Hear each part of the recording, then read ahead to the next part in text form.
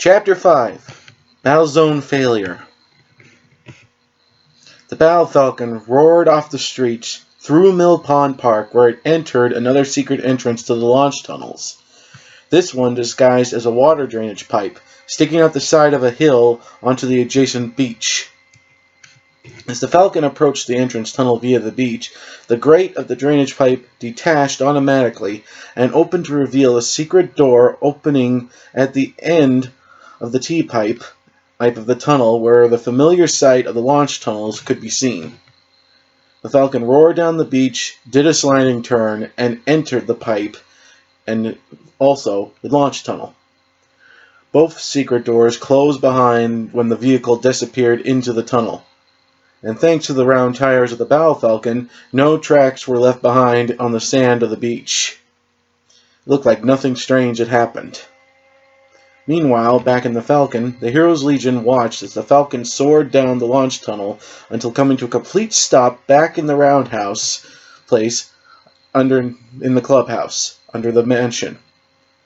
Sure enough, there was Silicon waiting for them. "Hey guys," he greeted. "So you managed to find some of the HMS Demeter's cargo?" "Yes, we did, Techno Nut," Velocity greeted back. "And we came, we saw, we kicked the gangs who had those weapons' asses." "Great," Silicon grinned. He then morphed his right hand into liquid metal. It shot out toward one of the guns in the crate and retracted back to normal flesh and blood form once it had retracted with the gun in hand. "I'll just need the tracker device on this gun. Follow me, guys." Curious, the Heroes Legion followed the young member into the hallways of the clubhouse, down the left hall, and to a door at the end of said hall. Inside was a wide, circular room with a dome-shaped roof. But the real object of attention in the room was this massive supercomputer with a giant big screen, thousands of wires, and a keyboard underneath a collection of cooling towers, CPU monoliths, and other computery thingies, all fused together into one big supercomputer. "Oh, wow," Velocity said in shocked amazement. "You built this in one night, kid? It looks like Whopper lives." "I checked and opened all the crates in this bunker and found sleek computers, motherboards, all kinds of high-tech government-level computer technology.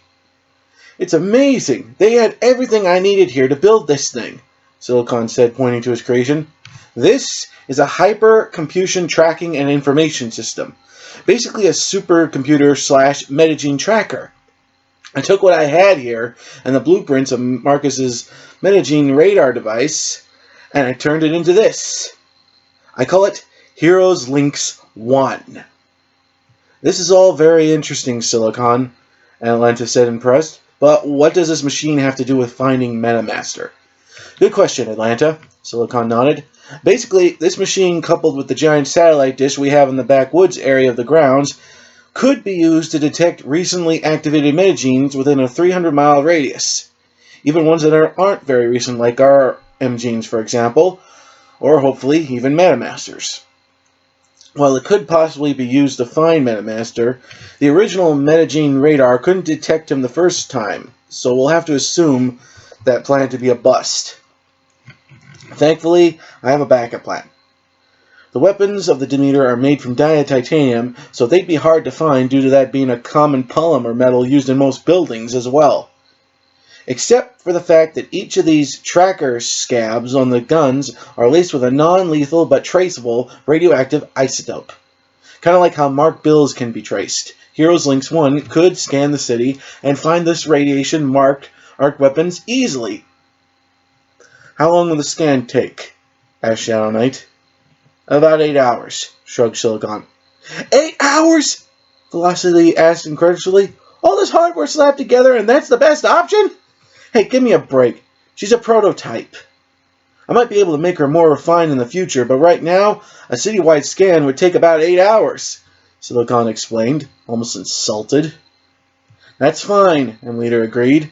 "That gives us time to get some rest from tonight's ordeal." "Why?" scoffed Atlanta. "I'm not tired. I'm ready to go out and fight some more crime. The circles under your eyes say different, Shadow Knight pointed out. Who asked you? Atlanta shot. He's right, and Leader nodded. A fresh mind fights better than a tired one. Follow me, guys. I'll show you to your quarters. Dormitory Hall. Ladies' dormitories are on the left, gentlemen's are on the right, Leader said as he showed the dormitories of the mansion that were on the second floor. And what about the door in the middle in the hallway there? Asked Robo Warrior. That leads to the tower, Leader answered. My room, added Shadow Knight, who headed for the door. Hey, why did you get the cool room? Scowled Velocity. You want the attic room with the cobwebs and the dust? Inquired Shadow Knight. No, Velocity said almost instantly. Then stop complaining, Shadow Knight said.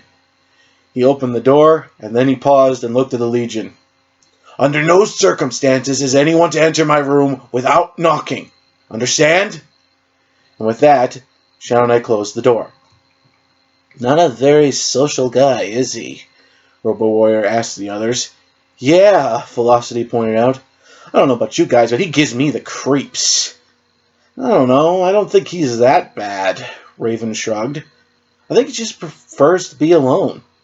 Raven, that guy was laughing while he was pounding on the bad guys, Velocity pointed out. He saved me from being stabbed, Raven scowled.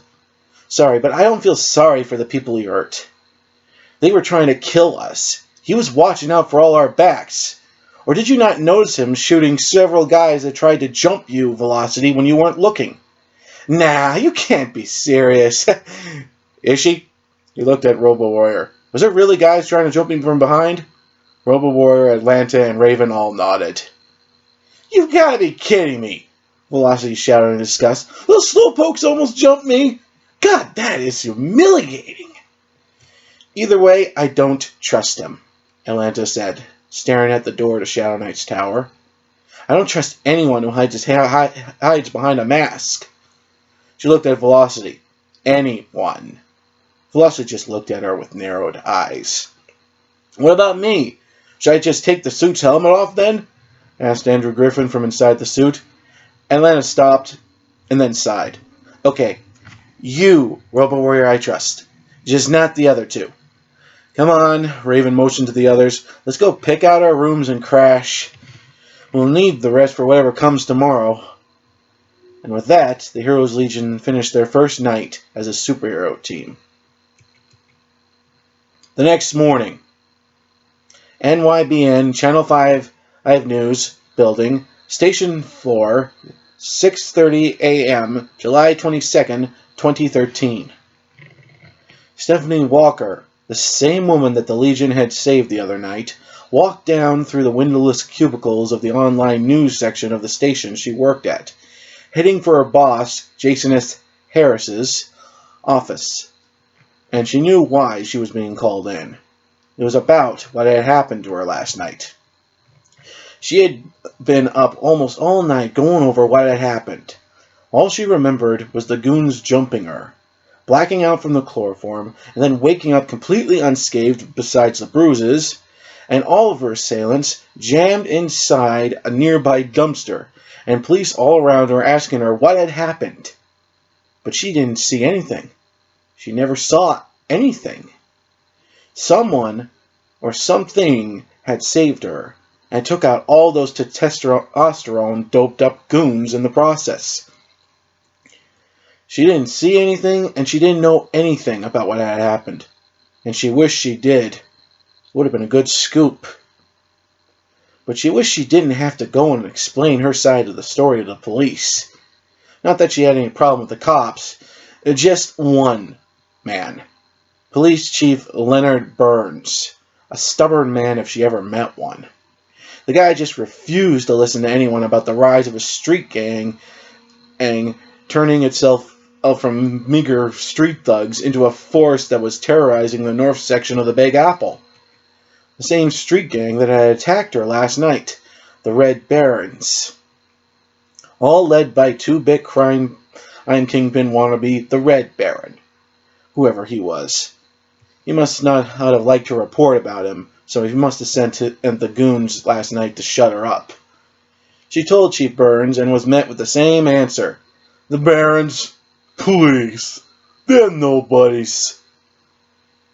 Every thug on the street was always a nobody, and those nobodies still attacked people.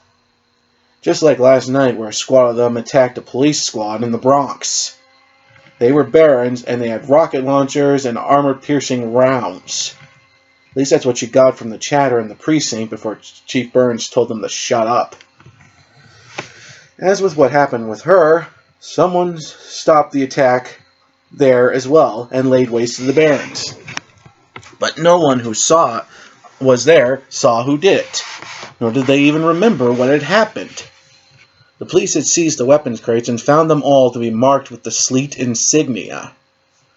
When she had heard about that, when she was leaving the precinct after being questioned, she turned and looked at Chief Burns. Just a bunch of nobodies, huh? And she felt the chief's eyes burning a hole in her head as she left the precinct. Now, here she was in her boss's office being asked about what had happened, and also what she had said to Chief Burns. Now, I know that I don't care for that pompous ass's opinion, but he is the chief of police in this city, and I can't have one of my reporter ladies getting a city council member riled up over you being jumped, when that happens in the city all the time, Jason Ace Harris said sternly. I think you and I both know that Chief Burns is not taking this Red Baron and his rise up in the ranks of the criminal underworld of northern New York seriously, Stephanie Walker said unflinching, and someone is going to get hurt about it. I'm more concerned about you getting hurt over it, Jason S. Harris said, worried. If those were Red Baron's men, they're not messing around. That's sweet, but I can take care of myself, boss, Stephanie Walker assured. That wasn't a suggestion, Jason H. Harris said sternly. I'm giving you the day off. You can't, Stephanie began to protest, but then she saw her boss's face and stopped. All right, fine, she said dejectedly. I could use the rest. She got up and headed for the door out of Jason S. Harris's office. He spoke to her as she left. So you didn't see who your good Samaritans were? No, unfortunately, no, I didn't. They had me chloroformed. And someone took the film from my camera in my pouch. No fingerprints. Must have had gloves, Stephanie Walker answered, and she hated to admit she didn't get any of that on film. I'm shocked you didn't get anything from your spy camera, said Jason S. Harris. Stephanie Walker froze in her tracks. She turned around. Excuse me? Your spy camera. The one disguised as an office pen, Jason S. Harris answered. You always have it with you. I swear sometimes you must sleep with it. Stephanie Walker thought to herself, and then secretly smiled. That was it. That was where her answers to what happened last night were. You know what, Harris? She smiled. I think I will take the day off. Take care of yourself, kid, Jason S. Harris said. Always do, Chief, Stephanie Walker smiled. Velocity's dorm room. Velocity woke up to the sound of someone knocking on the door to his room. He groaned. He still felt tired from the last night. Oh, who is it? It's me, Silicon, answered the technopath behind the door. Velocity groaned again. And then in 2 or 3 hyperspeed flashes, he was all dressed in his costume again. He checked to make sure his face mask was on right, and then he opened the door to see what the preteen wanted. The kid better have a cup of joe with him or something. What is it? Asked the slightly drowsy Velocity. I think you might want these, shrugged Silicon, and he handed a handful of Sports Illustrated swimsuit editions to Velocity. Well, smirked Velocity, that's much better than coffee to wake someone up with. Excuse me, coffee? asked this confused Silicon. Never mind, kid. Velocity then looked out his door down into the hallways. Is anyone else up? Nope, just the Knight, Silicon answered. Does that guy ever sleep? Velocity rolled his eyes. Not like the rest of us do, I suppose, shrugged Silicon. But to tell you the truth, I think he's working on something up there in his tower. What makes you think that? Asked Velocity. Well, before we went upstairs to pick out our rooms, he had asked me if I had any spare beakers, Bunsen heaters, and vials and stuff like that. And then this morning I heard glass breaking from up in his tower when I passed by. He sounded angry about something, Silicon explained. Velocity looked down the hall in the direction of the Shadow Knight's tower. Yeah, well, Velocity scowled. I find him suspicious, and I am going to go check it out. Wait a minute, Silicon stopped him. You heard him last night. You have to knock before you enter his room. What if he sees you? Oh, please, Velocity scoffed. With my hyperspeed powers, I'm invisible to the naked eye. He won't see me coming. And it had been so easy to sneak into Shadow Knight's tower room in hyperspeed. 1 second of opening and closing the door silently was like a blink of an eye in real-time speed. Going so fast up the stairs and leaving no sounds was child's play. Now Velocity was eyeing the room of the Shadow Knight. Still had a few cobwebs here and there, but the Knight had obviously cleaned it up recently. But what had caught Velocity's attention was a small chemistry-looking lab set up on a table adjacent to Shadow Knight's bed, where the Knight himself was seated and staring into a microscope. Beside him were glowing beakers of some kind of purple liquid coming out of some kind of distillation machine. Beside the table was a syringe that had glowing red blood with purple streaks inside of it. Velocity then realized that this was Shadow Knight's blood. Shadow Knight growled in frustration and tossed the beaker he was looking at through the microscope with at the wall in anger. The beaker broke, splashing the contents across the wall, which then sizzled like an vial of acid had been thrown into it instead of a vial of blood. Velocity then dared to peek closer at what the Knight was doing with his own blood in vials. Mental note, Shadow Knight muttered. Stop throwing failed test vials at the wall. Healing mutagen recreation experiments are going nowhere so far, but I haven't given up. Progress in development of sleep arrestor formula coming along nice. Shadow Knight then paused, and then with one backhand slap with his right hand, knocked Silicon right out of hyperspeed. Downstairs, knocked Silicon up, listened as upstairs in the tower, objects went flying, and he could hear a thumping sound that sounded like footprints, angry footprints, coming down the stairs. And then he heard Velocity's voice. Hey! Watch the jacket, Knight! Take it easy! Velocity's voice said. Shadow Knight's tower door opened and he emerged, dragging Velocity with him, with a hand of iron around the back of the speedster's neck. He then turned Velocity's head so that the speedster was looking right at him. Velocity! Maybe I didn't make myself clear last night. Knock on my door if you want to have a chat or enter my room. He then tossed Velocity onto his ass on the floor outside his door. Or it's my shadow gun shooting you in the junk. And with that, Shadow Knight slammed the door. Yeah, I wouldn't call him dangerous, Silicon said warily. More like extremely reclusive. Well, came the familiar sound of Atlanta. Played hide and seek in a lion's den, did you? You're lucky he was in a good mood, pointed out M. Leader. He doesn't take kindly to be snooped on. What the hell ever, man? Velocity retorted. Did you know he was doing mad scientist stuff up there with his own blood up there? Yes, I told him he could do those experiments when I recruited him. I gave him the resources. Oh, and don't worry about where it comes from. He is actually experimenting with his own blood. Good. But why? Asked Raven, curious and concerned. She thought it was strange and a little bit scary for someone to be experimenting with their own blood in a vial. That's not my place to tell, Raven, Leader assured. If you want to know, you'll have to ask him.